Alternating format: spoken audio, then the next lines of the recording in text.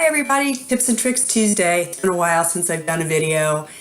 We had spring break and kids, I don't like doing these videos when people are around. It feels more comfortable to do it by myself. So I hope you've enjoyed the other things I've put out there on Tuesdays.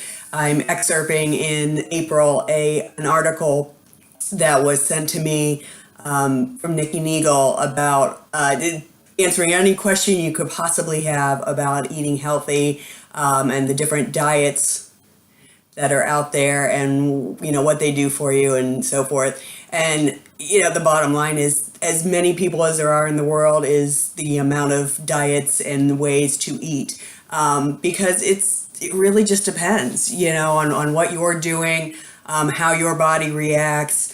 I certainly have seen where things have worked for a while and then they stop working. And, is it because the way you're eating has stopped working, or is it because you've become less militant about what you're doing? Is it, and I think about this just in general with tracking, no matter how you're tracking, whether you're doing Weight Watchers and you're tracking that way, or you're on MyFitnessPal, or you're on one of a million different platforms that are free to track your food.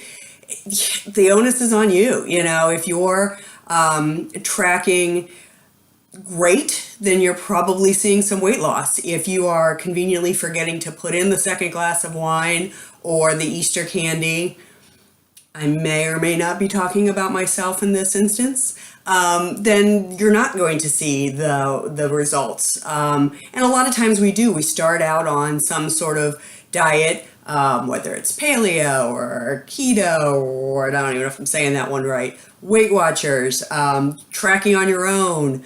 And, at the beginning, we're so excited. It's kind of a game. We get to see the way things are, what things cost, again, whether it's points or calories or whatever.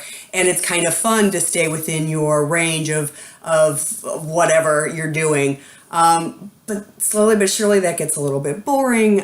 Maybe you're being a little bit lax. Maybe you're not measuring, and so you're putting in 3 ounces of chicken, but it's really 6 ounces of chicken.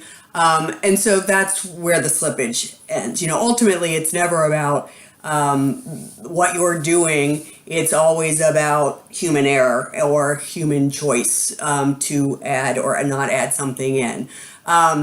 So anyways, I really, really liked this article, and it was super long, and I thought I could put the whole link up there, but I'm kind of just cutting and pasting some of the funny, and it's a funny article too. So, I keep telling you what it is.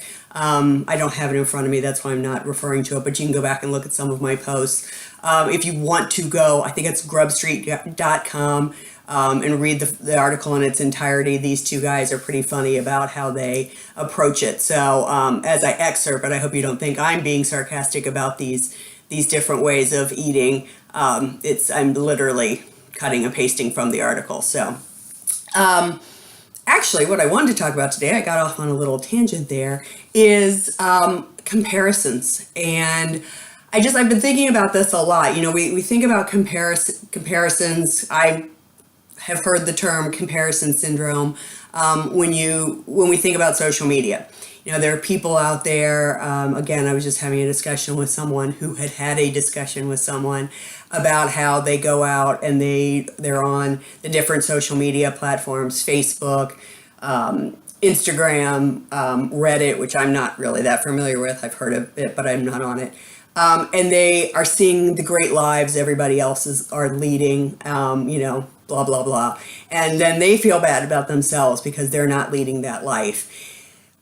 This is just the next generation of what we've all done with fashion magazines. We look at these women and we think, oh, they're so thin and they're so lucky and it must be so easy for them and they could probably eat anything and why can't I do that? And the reality of it is it's airbrushed in the magazines and it's an airbrushed life. Nobody is living that perfect of a life. On Facebook, I don't put up things that aren't going well. I very rarely do. The few times I have, the support has been nice, but it's also, it freaks people out to read it out of context. Also, my parents are on Facebook, so I would rather tell them in person if something wasn't going right versus having them find out on social media. Yeah, I love living in California. We took a huge leap of faith to come out here. And, I've got a nice tan and it's only April and it's sunny out right now and I will probably head to the pool. That's what this is, my swimsuit, later. So all those things are great. But it's also really expensive to live out here. And, we watch every bit and piece that we spend, and sometimes we spend when we shouldn't, and those things are all tough. I don't know, it's just not something I necessarily want to put on Facebook. So my public persona, so to speak, makes it look like everything is just hunky-dory, and for the most part it is hunky-dory, but it's not perfect. And I would argue that nobody's Facebook page is indicative of what's actually going on. Some people share the stuff that is tough in their life, and that's great if that's the way you want to put yourself out there. I think that's really brave and that's really awesome. It's not what I do, and I don't think it's what most people do. So when we compare ourselves to other people's life, it can be depressing, and it can lead to emotional eating and that sort of thing. I want to take it one step further, though, and that is comparing our lives to our past lives as well.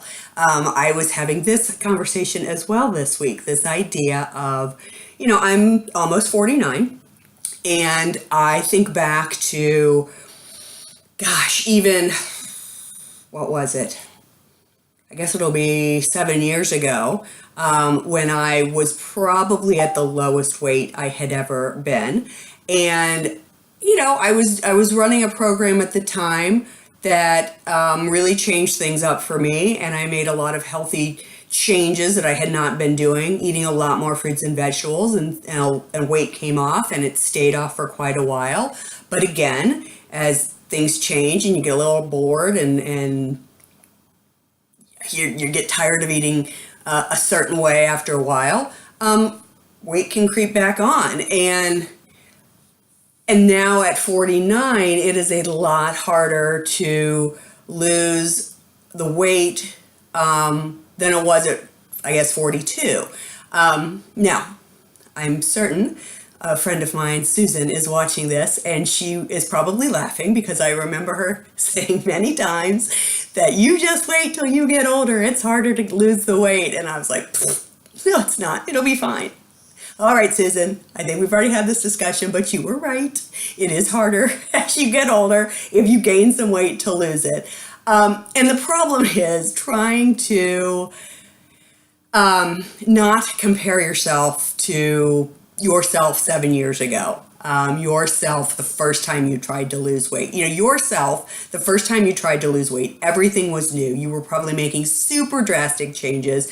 And I don't mean drastic and not sustainable, but just drastic in a way that maybe you had never eaten this way before, and now you do, or now you all of a sudden you're changing. Again, like for me, when I made that change 7 years ago, I just started eating a lot more fruits and vegetables, and that helped drop some weight. Now I eat lots of fruits and vegetables. I don't have a lot of changes to make. So if I gain some weight because I eat too much Easter candy, or I'm stressed from the move and I'm holding on to weight in a different way, or I'm emotionally eating or whatever, I don't have these drastic changes that I can make that I made at 42 that change everything. So not only should you not compare yourself to other people, you should not compare yourself to yourself. You are who you are now, warts and all.